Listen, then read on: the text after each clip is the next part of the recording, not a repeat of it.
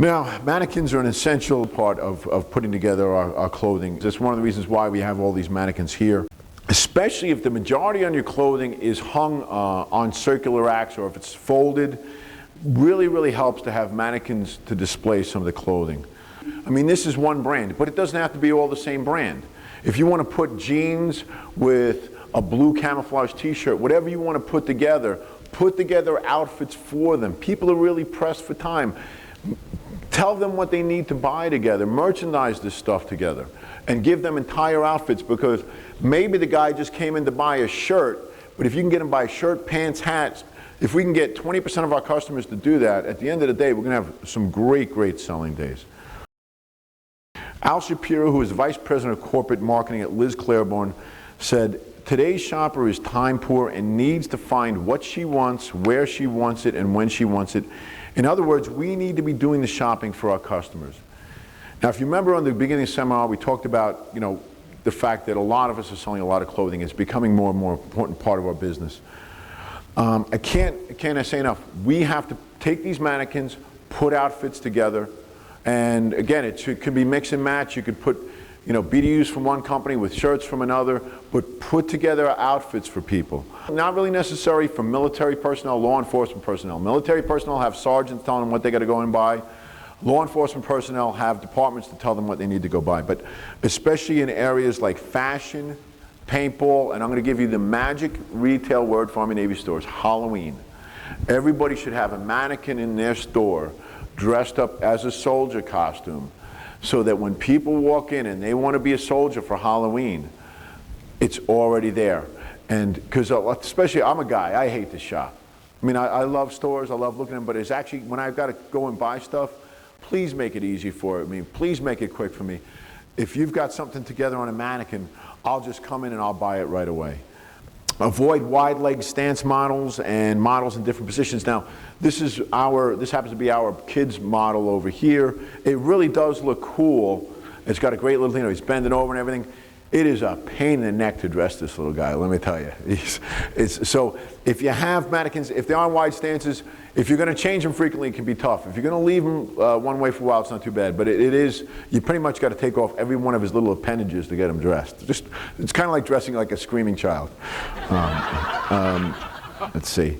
Again, now fiberglass mannequins, they're a good alternative. They're relatively inexpensive. They run about $150.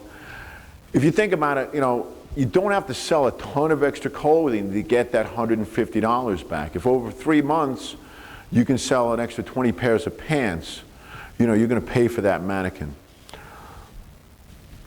Now, once the customer is in the appropriate department, you want to try to put together these outfits for them. Now, again, this is one of those, this mannequin's got to be a nightmare to dress, but he does a really nice job of, he's got a hat, he's got a t-shirt, he's got pants, he's got sneakers, he's got a bag.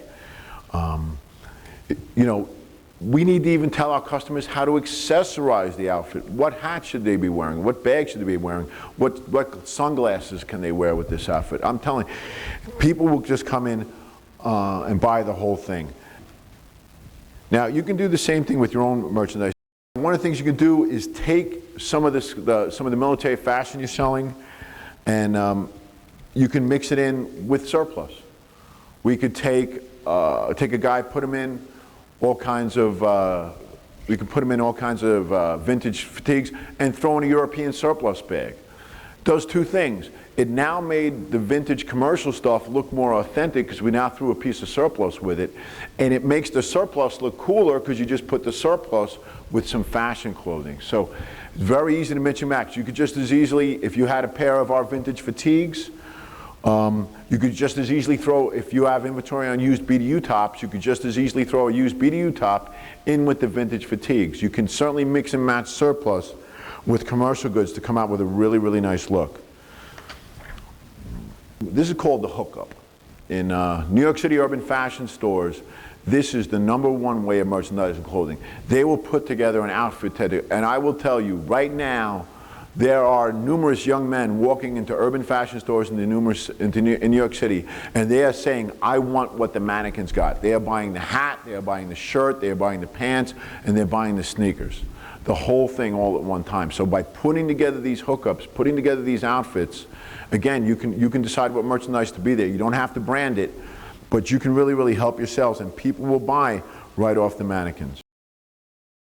Now, to show you how big the wannabe market is, we sell the Army digital clothing. We sell the real ACUs with the real ACU construction, and for every pair of those ACUs I sell the same exact amount of old style BDUs in the Army digital, because guys just want the color. They just want to wear that new Army digital clothing. So, you know, the wannabe market's huge, and we really need to take advantage of it. Now, it's a little bit hard to see in this picture, but right here, this is the window of HQ Army Navy.